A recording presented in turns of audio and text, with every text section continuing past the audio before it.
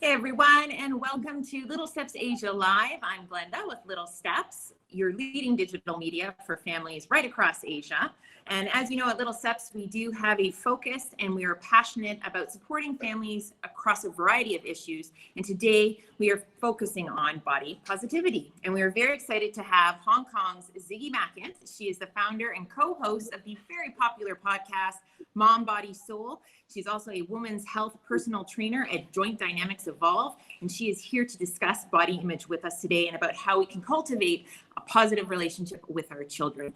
But before we get into formal introductions and all the questions that we have for Ziggy, a few reminders to those of you that are watching right now. We do go live every Wednesday. You can head to our Facebook page to the events section and click on the ones that you're interested in. We'll be sure to send you a reminder so that you don't miss out. As well, we have a weekly newsletter, and we are right across Asia, as I said before, from here in Hong Kong to Singapore, all the way to Kuala Lumpur. So you can get connected with that in the description down below. And we are live today, which means we love to interact and we like to hear your comments, your questions. Please share us, like us. We appreciate it all. And you can communicate with us through the comment section down below. So a little bit about what we are discussing today. Most of us at some point in our life have felt self-conscious about our bodies. And this definitely has to do with the media and how it can undermine our self-esteem. It's constantly being presented to us in social media ads, movies, television, you name it, it's there. So how does this affect our kids? How can we help promote a positive relationship with them and their bodies? We have our guest today to guide us through this. Ziggy Mackant is the co-founder and co-host of the Mom, Body, Soul podcast, which ranks in the top 3 for parenting podcasts here in Hong Kong. She is a micro-influencer on Instagram, and she shares her motherhood journey at zig.fitmama. Ziggy is also a women's health personal trainer at Joint Dynamics Evolve, where she specializes in pre- and postnatal exercises. And as if that wasn't enough, she recently joined the editorial team at Hong Kong wellness publication Live Magazine as a fit fam writer. So Ziggy, thank you so much for being here today with us. Thank you for having me. I'm so happy to be here and so excited to talk about this. Great. We have 3 main topic areas that we are going to cover. So I'm just going to go over that for everyone that's watching right now. The first area we will go through will be how to cultivate body positivity. Next, how we model behavior, and finally, how we talk about body image. So let's get right to it. What exactly would you say, Ziggy, is body positivity, and why is it so important? Well, body positivity is sort of this blanket term that's come around in social media where we're just being kinder about our bodies and more positive about the way we talk about our bodies, the way we view our bodies.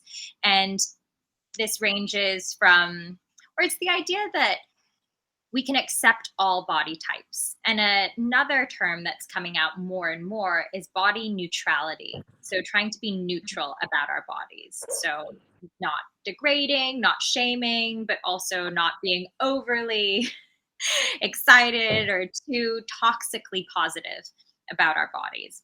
Because I think what tends to happen is people then say, how can body positivity work in the wellness and fitness and health community?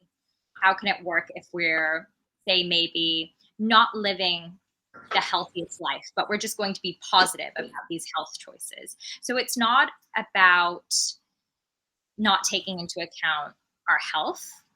Our health is very important, but it is doing it in a way where we can accept all bodies for the way they are. There's diversity for a reason. We're all not meant to look the same, feel the same, different skin colors, textures, sizes.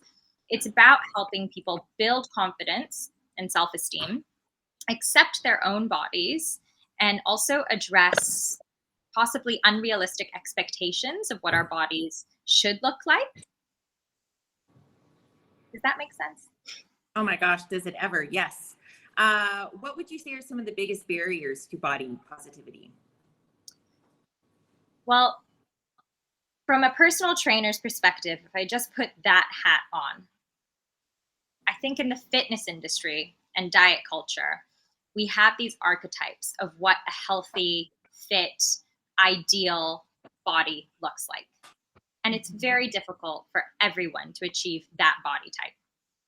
Whether that's in, say, your yoga community, where the majority of people you would see are maybe tall, slender, of a certain ethnic, background, very slim, yet everyone can practice yoga and everyone has a body for yoga. We don't have to stick into that ideal archetype or what's portrayed on social media.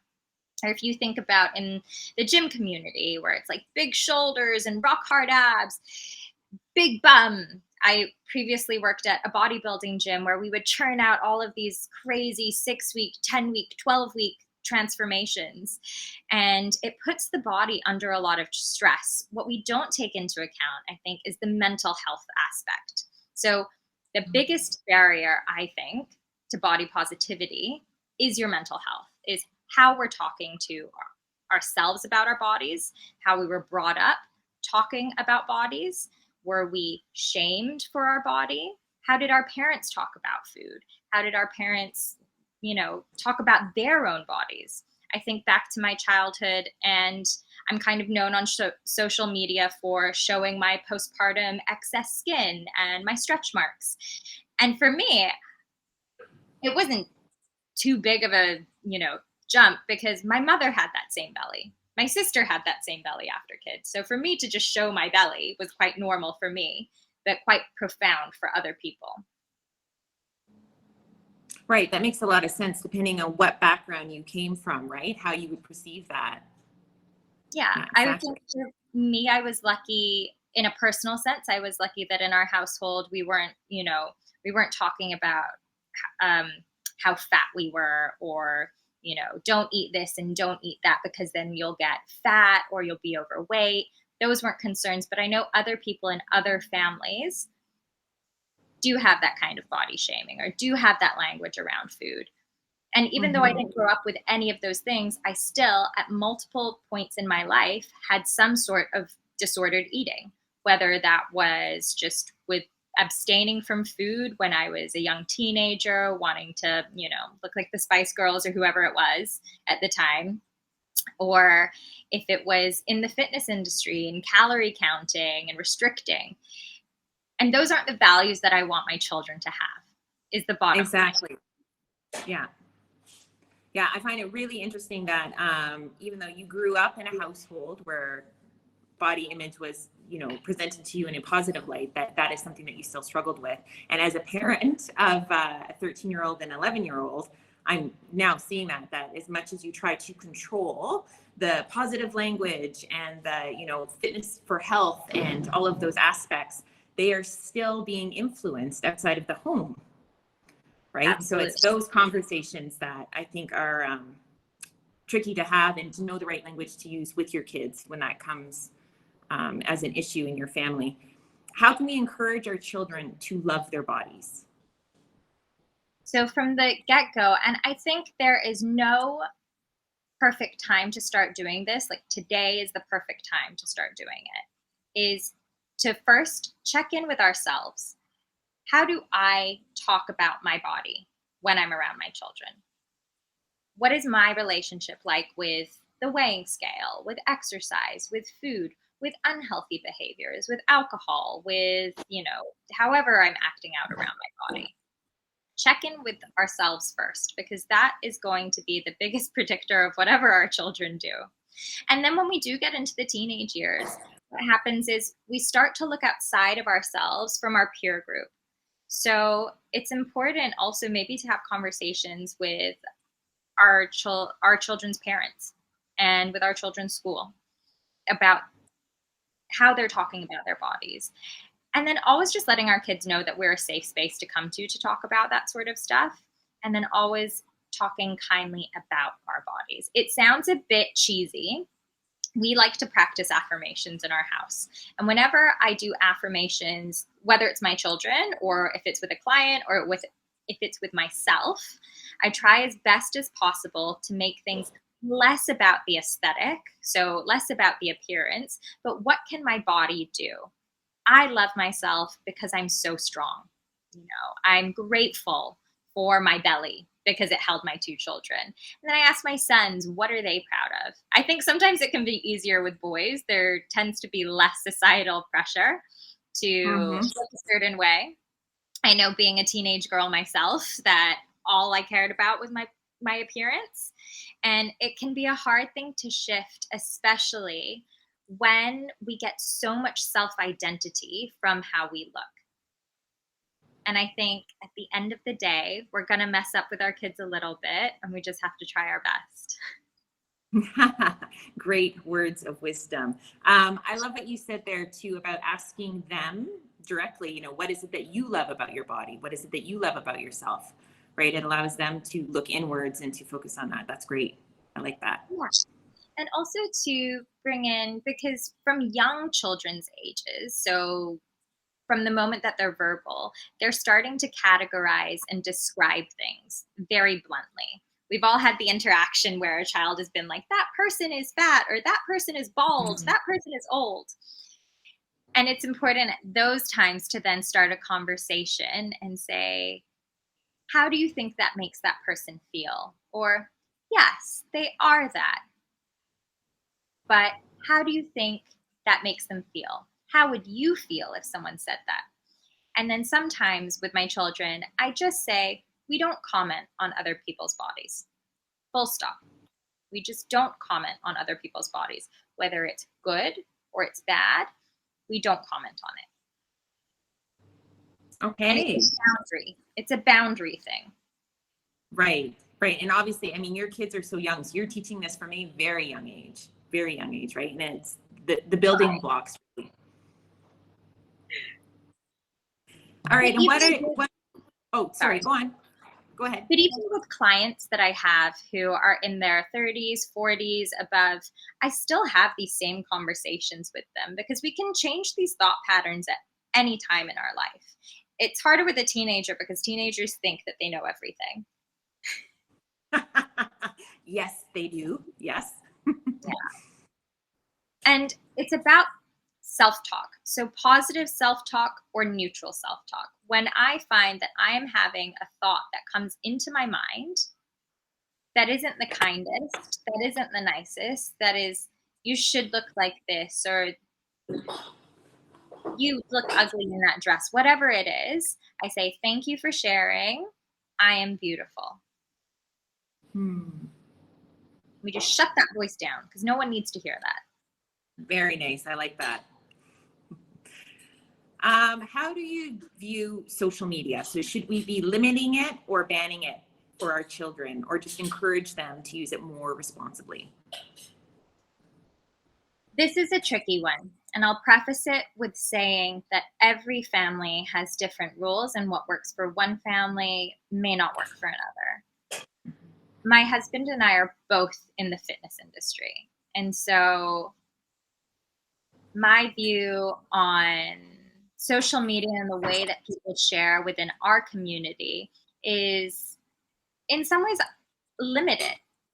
Follow accounts that are in line with your values. It's slightly harder with children, but it can be a conversation. And obviously you have teenagers. So this is where I guess we lose a little bit of control, where we have to let go and just hope for the best, that they're following media outlets that are encouraging, but also allowing those conversations to be dinner table conversations of, I had to stop following this account because it just made me not like myself as much. And that's looking after ourselves. And that's part of that modeling body positivity, modeling how we act, how we behave, how we talk about bodies, and demonstrating to our children how we're looking after ourselves with our relationship to social media, because everyone has social media now. It's really difficult to get away from it. As an influencer who puts her life on social media, I put boundaries around the content that I view, and then also the content that I put out. Our children are learning this a lot faster than we have, but what is the intention when I'm posting this image? Am I photoshopping this image? And I think our kids are better than us a lot of the time with this. They know that things have been filtered or photoshopped. And it's important to have those conversations too of, we don't need the filter. You're beautiful as you are. Or Imagine if you posted that without the filter. Wouldn't that feel good?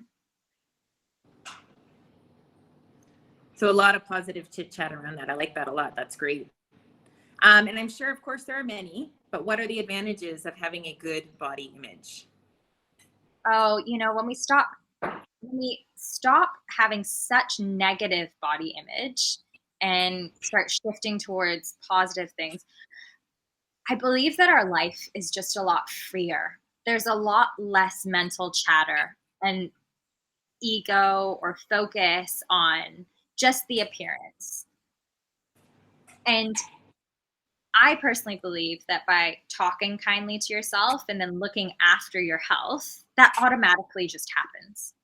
And if you are a person who seems not to be able to not switch that part off of the brain that's constantly negative self-talking, it may be a signal or a sign to then go seek professional help for this. Whether that's someone who does sort of therapeutic body coaching, or it might be someone like a psychiatrist or a psychologist who ends up talking about disordered eating. It's very challenging to be diagnosed with a eating disorder because you have to lose a certain percentage of weight for a clinical diagnosis. But there are many psychologists out there who can, who are great for talk therapy. There's also a whole field of coaching now and nutritionists who work with people to develop better habits around what they're eating, how much they're exercising, but even just how they're talking about and thinking about their bodies.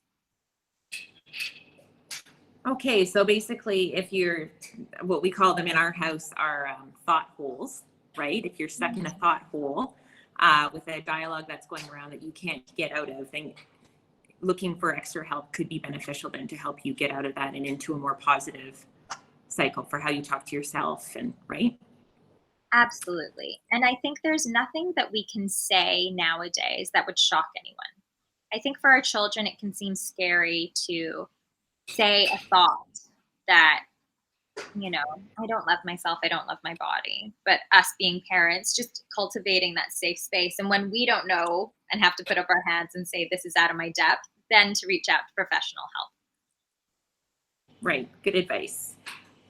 Okay, let's head into our second topic, how we model behavior. So how can we practice body positivity in our everyday lives? We chatted a little bit about it already, but really just, yeah, I love an affirmation. And an affirmation doesn't have to be complete. So it can be something that we want to affirm in our lives. So we don't necessarily have to believe it yet. So I could imagine that I didn't like my smile, and I wanted to learn how to love my smile. And I could just start with one tooth and just choose a tooth that I like. And every day start saying, I love this tooth, until one day, I love my teeth. I love my smile. I love my face, and learn to love those things. Have you ever seen that experiment where they have two plants, and one plant they put in the middle of the school, right? And they get all the children to say lovely, positive things to the plant. And then they put another plant, exact same plant, next to the other one. And they get all the children to say negative things to the plant. They do this on a time lapse, an experiment for a month.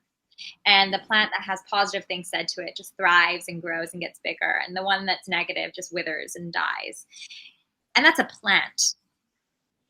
So just imagine what that's doing to the human body, right? And what that's doing for our souls. Yes, exactly. And we have to be the person to start it. So we have to be the person to believe it, because no one else can change our thought pattern. We have to be the change, and we just try. It doesn't have to be perfect. I don't believe anything in life has to be perfect. We just try to begin cultivating. In coaching and personal training, we have this concept of a growth mindset. Am I willing to grow? Am I willing to try? Am I willing to give it a go? Even just being willing is enough of a stepping stone to then doing, in my opinion. I've heard that term used several times. I think it's such a great term to use, and especially to incorporate that in your language with your children, the growth mindset. It really is a powerful thing to be incorporating, for sure. All right, if we have a child that already has poor body image, how can we help them? What's the language that we should be using with them? Yeah, it's interesting. And in some respects, I feel like actually going a more neutral route would be better. So rather than the encouraging, the positive, the complete opposite of what about how they're feeling, going a bit more neutral, trying not to respond, trying to just see, and then gently encouraging. So it's little by little. It also depends on the age range. So really young children, they're very factual. They're less internal. They're more external with how they feel about their body. Even my eldest, who's coming up to 5 years old, he'll say, I don't want to wear that. I don't look handsome. And it's not then my job to encourage him to feel handsome. It's my job to then be curious. Why don't you feel handsome? And you can take that to an older child and say, if they're feeling, I don't want to wear that, I'm uncomfortable in it. Why do you feel uncomfortable? What about it? And if that then goes to something about their physical body, about the way they look, that's then something to work on with them. And I'm actually a big advocate for exercise in young people. And it's quite easy for us to then track our children's exercise. And if it becomes something obsessional, that we might then start having to worry about. However, at the end of the day, we can always seek professional help if we're really worried about our child's poor body image. And there are some fantastic psychologists who do family psychology. So they don't just work with your child, they work with the parents and the family as a whole. And it's really important that if you're seeking help from one of those people, that you go in with that growth mindset, with that willing to be open to try. Because I think a lot of the times parents can take their children to a psychologist and just look for a solution. But that psychologist is only with our child for an hour of the day, whereas we as a family unit are around each other the rest of the time. So our behavior seeps in. So it really goes to that point of modeling and checking in with how we're speaking to our children, how we're showing our children, and yeah, kind of taking from the home first. Okay, and what if we don't feel confident about our own body? Is that something that we should be honest about? I think so. I think it's important, just like with anything else in life, with our children, we're honest and say, I'm struggling with this. Even when we're having an angry day, I'm having an angry day today. I'm having a tough day today. Because it's life. We're not always going to love our body every single moment of every single day, of every single point of our life. We're not going to be in optimal health at all times of life. We're not going to have the best night's sleep and feel the greatest every single day. So it's important that we are just authentic and real. I think people can get swept up with what looks like optimal health. And when we're not feeling like we're there, we can shame ourselves and start feeling like I should be doing more. I should be feeling better. I'm doing all the things. Why aren't the results coming? From a personal trainer's perspective, when we get someone who comes in and they start exercising more, they generally do just end up feeling better about their bodies because they're either moving them and getting some stagnant energy out, or they're moving them and then having a big flush and release of endorphins. Right, it goes hand in hand. You automatically just start to feel better, right? Yeah, and if we eat healthier foods, I also don't think that foods are good and bad. Like even foods like sugar or fried food, greasy food, they're just foods that we eat in moderation that we wouldn't have all the time. In my life, there's no such thing as a cheat day where you're good 90% of the time and naughty 10%. It just doesn't exist. Balance is experiencing all things without having to label them and feel bad about yourself. Great, great.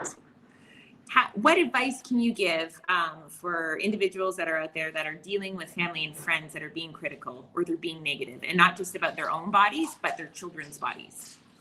Boundaries. Mm. Boundaries, just like with anything else that would happen to our child, if something happened, we keep them safe and we set a boundary. I think it's very relevant to Asia. There seems to be a big culture with body shaming, especially in Asian families. I can say from my own, sometimes we're encouraged to eat more, or you'll see an auntie you haven't seen for a while and she'll go, "Hey, you got fat." And it'll be the first thing that comes out of the mouth. And it's just really important that we set a boundary. Hey, when you say that, I feel this. Oh, it doesn't matter. Da, da, da. If we can't have this conversation, I'm no longer going to be coming to your house. I love you. I'm setting a boundary. These are tough conversations, especially when we have so much generational, not trauma, but generational patterns of how we speak to each other, how we allowed people to speak to us in our families previously, how our parents were spoken to. It all trickles down. And if we set a firm and loving boundary with love, with kindness, with neutrality, rather than with anger or frustration or stress, exasperation, and we just keep being firm in that boundary, they will learn or they won't be a part of. When people have trouble accepting our boundaries, it's not an us issue, it's a them issue. And they need to know their boundaries. True, very true. And especially too when it comes to our children and our younger children, right, to set those healthy boundaries, because yes, like you've said from the start, we want to be creating that positive tone, and that definitely will come from outside people coming into the family as well, right? And could you imagine if all of our kids just grew up with great self-esteem and love and self-confidence? They wouldn't have to spend the rest of their lives trying to cultivate it in adulthood. Exactly. And I think what you said earlier too, freeing yourself of putting that energy into something that really at the end of the day shouldn't matter, and we shouldn't be so consumed with it, right? It's freeing. And it is a struggle because we do live in such a visual world, a visual platform. Everything is on a computer screen, a phone screen, in print media. And it's challenging, but I think now people know that everything that they see isn't real. And that is a relief. And we just need to keep explaining to our kids and to ourselves that isn't real. There is a great movement, however, with more real, quote unquote, bodies and models, and the fashion industry is now getting more diverse. The more diversity, the better, in my opinion. I agree with that as well. Okay, we're going to head into our third topic area, how we talk about body image. So how can we approach this subject with our kids? How do we present it to them? So if anything, it should be one of those natural daily conversations that we talk about, always speaking kindly or trying to speak kindly to ourselves about our bodies. So whether that's when we're brushing our teeth, getting ready for work in the morning, things like that, how we talk about bodies, and coming from a neutral place. I don't wear makeup every day. When I put makeup on, my son goes, "You look so beautiful with makeup." And I will respond, "Thank you. I also feel beautiful without makeup." And things like this. So really simple examples about body image. In our house, we don't own weighing scales, so my son never sees me step on a scale. So we don't talk about how much we weigh. We don't talk about, feeling fat, feeling thin, losing weight. And it seems bizarre because we're in the fitness industry, but we really don't talk about these topics because we want our children to speak kindly with regard to their bodies. And kindness is the key. So encouragement in terms of, what's a good example? So how strong we are, how healthy we are, how fast we are. previously my son and I had recorded just on my phone some little affirmations, and it would be things like, I am kind, I am happy, I am strong. And my son, instead of saying strong, he said, I am gentle. So Hmm. he wanted to change his affirmation to be something about his physical body, to something about his demeanor. Yes, he's young, but I think this is a really interesting practice that we can do just by encouraging our children to talk kindly about their bodies too. And if we ever hear a negative thing, I think it's important that we pause and get curious and ask why. Why do we feel that way? And then can we turn that into a positive? So say, for example, my daughter came home and she was like, the girls at school called me ugly.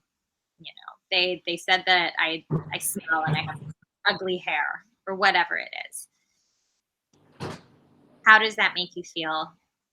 Thank you for coming to me with this. What can we do to change it but keep you you, because you are beautiful the way you are? Body odor and things like that, when you get into teenagehood, is a real topic and it is a real issue. And then it becomes a moment to educate as well. When it comes to things like losing weight, gaining weight, looking a certain way, it's hard with a teenager because you just want to tell them, like, get through high school and everything gets better, but they're so in the present of being stuck in high school and everything being really stressful and difficult. But it's important that we just keep speaking kindly. We only know as much as we know, and we can only try our best, is the bottom line as well. So talking kindly about your own body, talking kindly about other people's bodies, or just not commenting at all, and then having those downloads with our kids about their bodies when they bring it to us. And then we can also comment in an encouraging way about our children's bodies. It really depends on your child. All really, really great tips. And what would you say that we can do if our child doesn't want to talk about their body image? If they're putting up walls and just creating some resistance, how can we approach it with them? A lot of kids don't want to talk to their parents. But there's usually like a cool aunt, the cool teacher, someone that our child connects with that isn't us. Like, even just being my niece's aunt, they see me as someone that isn't their mother, and a more safe space, and vice versa with my kids to my sister. They think that she's the coolest thing that exists. So allowing our children to have safe, confidential spaces that aren't us, but knowing who they are. So for example, when I was in high school, my school had a fantastic pastoral team, and I had a wonderful teacher who I would go to and confide in. And she would keep things confidential unless she felt that I would harm myself or others. And so encouraging our children to speak to trusted, safe spaces. Having a support team, really, right? Yeah. And it has to be we don't have to do this all on our own. It's important as parents that we have trusted, safe parents who are going through the same thing to download with and, discuss and not compete and just feel like everything is confidential, because these topics they're sensitive. They are sensitive, yes. And if your child, it doesn't matter who they feel comfortable talking about it with, as long as they're talking right. And that's a great support system to have. Getting it out of their mouth and out of their head. Mm-hmm. Even if they're journaling, I know a lot of kids blog and vlog. Is it prying to look at that? Your child thing.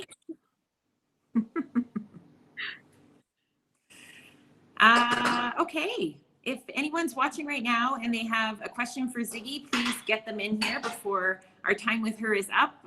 We'll be checking our comments here to get those answered for you.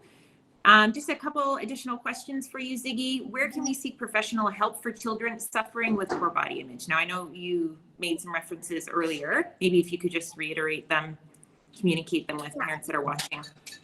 So a particular psychologist who's based in Hong Kong, her name is Dr. Kimberly Carter. She specifically works with children and particularly their parents of all ages. And she's in Psych with Kim. And she's one of these people in Hong Kong who doesn't just work one-on-one with a child. She works with the family unit. And whatever country you're in, if it's Singapore, Kuala Lumpur, Hong Kong, to find a psychologist that works for the whole family, not just for your child and not just for the parent. It's really important to have your team, someone that everyone gets along with, and someone who you feel is trying their best. It needs to be a team. And also to have that community that we just spoke about. Your parent community who you feel like has your back, and maybe, they could be a resource or a safe space for your child to talk to as well. Perfect. Are there any gyms or workout places in Hong Kong that actively promote body positivity? And if so, can you share the details, please? Well, where I work, Joint Dynamics Evolve is one of those. Of course, yes.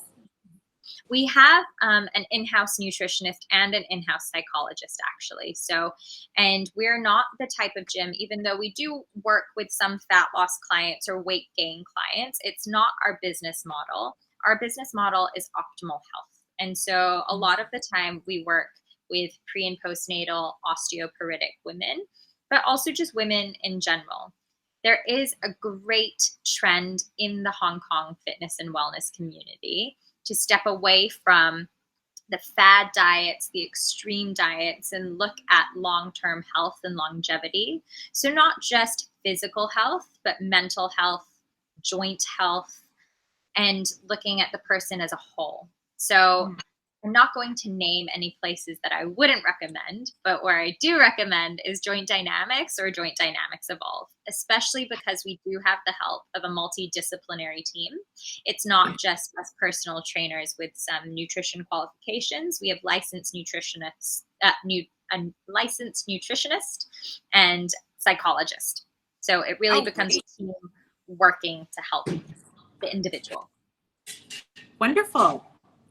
Thank you so much for all that great insight, the tips that you gave today. I'm sure there are a lot of parents watching that they're going to take away some really great information. Thank you for joining us. Thanks for having me, Glenda. And for everyone that's watching right now, if you would like to train with Ziggy, you can find her at Joint Dynamics Evolve and follow her on Instagram at zig.fitmama. And this is how you can learn to be in the best shape that's right for you. Thanks everyone for watching Little Steps Asia. We do go live every week. You can check out our upcoming events on Facebook in the events section. Click on the ones you're interested in, and we'll be sure to send you a reminder so that you don't miss out on the ones that you're interested in. As well, you can subscribe to our YouTube channel, follow us on social media, and even better yet, you can subscribe to our newsletter. Thank you again, Ziggy, and thank you to everyone watching. Bye for now.